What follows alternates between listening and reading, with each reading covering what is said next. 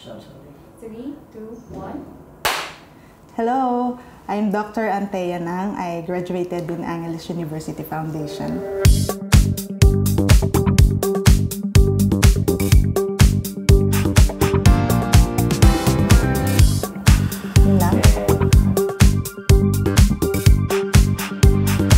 Hello, I'm Dr. Antea Nang, internal medicine specialist, and I graduated in Angeles University Foundation. This has been my childhood dream from high school to college. Hindi talaga nag-change yung dream na yon na to become a doctor. And yun nga, even before entering med school, kasi may gap na 2 years after college, nag-work muna ako. And to assess myself if I really want to study medicine, kasi nga napakahaba pa nun, di ba? And during that time, napakataas din nung job opportunities ng mga nurses abroad. So, partly naging half-hearted ako nun.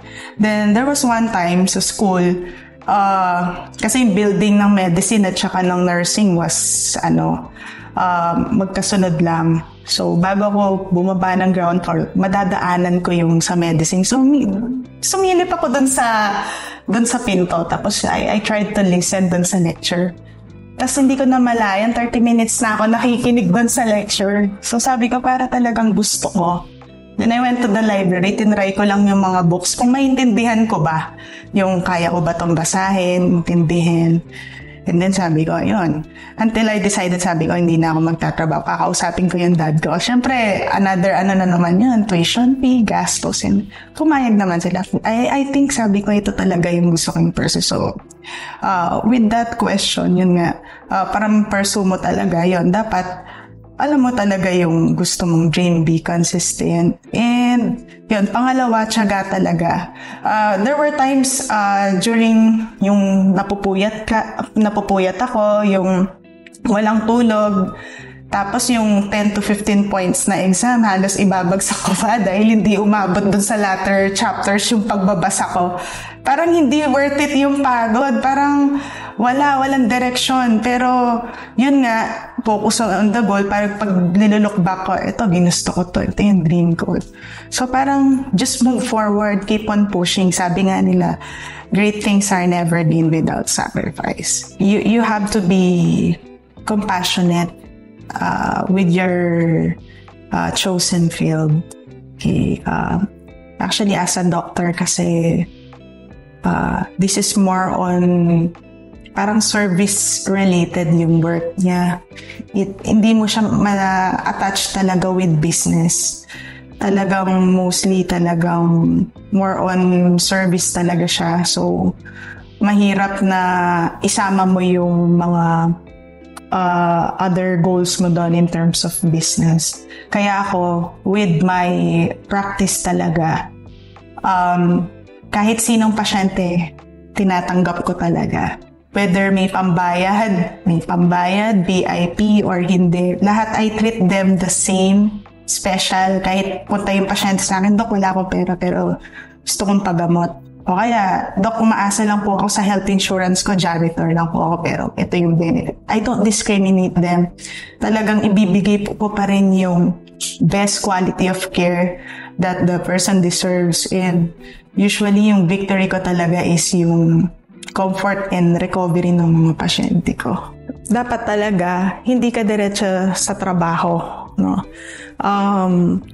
Take time na mag-spend time with the family, take a break. Di naman kailangan you spend too much para mag-detox or magpahinga to maintain good balance between work at saka yung sa personal life mo. Dapat talaga may time kang magpahinga, enough sleep, at saka yun nga, family time, tsaka yung bakasyon.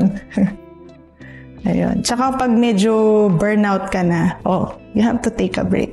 Kasi bandang huli, kung medyo burnout ka, hindi ka rin effective sa trabaho mo. Hindi ka magiging functional. So, very important yun. Yung goal ko hindi dun sa profession ko. It's not monetary gains. More on talaga yung Ang mas gusto ko talaga yung after the treatment, makikita mo talaga na kung in pain siya, kung sobra sama ng pakiramdam.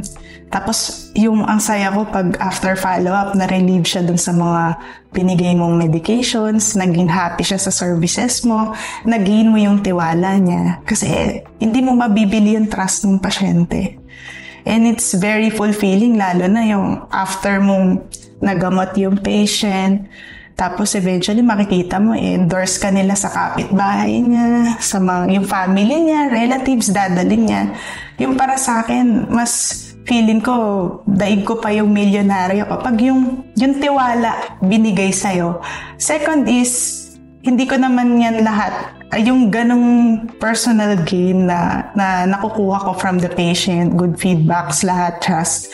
Hindi naman syempre umaakyat sa isip ko yun. Mostly, every time kapag nakaka-receive ako ng ganong compliments, talaga mostly, I really thank the Lord. And with my profession, mas na-appreciate ko talaga, mas nakita ko si Lord at my side. Because it's not about me doing this. Parang we are being used as instruments of God's healing hands po talaga. Yun yung pinaka-core talaga ng aming trabaho as doctors. You should know where you're good at. Ako kasi since my dad is a doctor, and yun talaga yung nakalakihan namin nakikita and exposure. No? And sometimes when I was a kid, sumasama ako sa hospital rounds ng father ko sa San Fernando. So, nung bata pa ako, yun na yung na-foresee kong gusto ko talagang field na pasukan. Okay? And i-pursue. So, kailangan sa field kasi ng medicine hindi siya madali, no? Maraming sacrifices, maraming struggles. So, first kailangan talaga is yun talaga yung gusto mong i-pursue.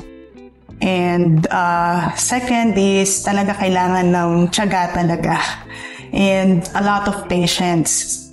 Sabi nga nila, great things are never gained without sacrifice. So, yun, talagang patience and syempre, yung dapat hindi ka nag-give up. Ituloy mo lang. As in, after that, makikita mo naman yung success in the end.